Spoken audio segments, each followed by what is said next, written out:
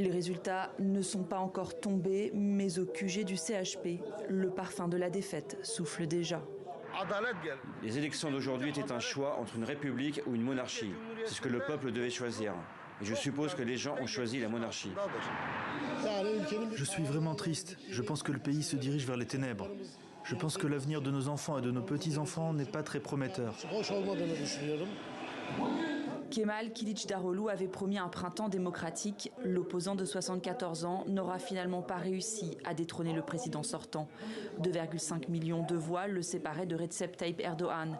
Des suffrages situés notamment du côté de l'électorat nationaliste de Sinan Oğan, le troisième homme de cette présidentielle. Pour séduire des électeurs, le chef du CHP n'a pas hésité à opérer un virage à droite, musclant notamment son discours envers les réfugiés syriens présents en Turquie. Même ces 2 dernières semaines, on était parvenu à rassembler davantage de personnes et à renforcer nos politiques. Mais je suppose que ça n'a pas suffi. Je vis sous le gouvernement d'Erdoğan depuis ma naissance. Aujourd'hui, on pleure. Aujourd'hui, on va être démotivé. Mais demain, on va continuer à travailler. Encore. Kemal Kılıçdaroğlu sera tout de même parvenu à imposer pour la première fois un second tour au maître d'Ankara.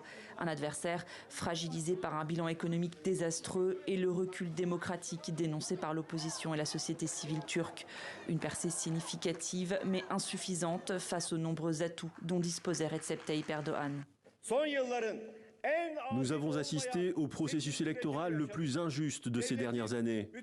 Tous les moyens de l'État ont été mobilisés au profit d'un parti politique. Parmi les moyens mobilisés, les médias, largement en faveur du président sortant durant cette campagne.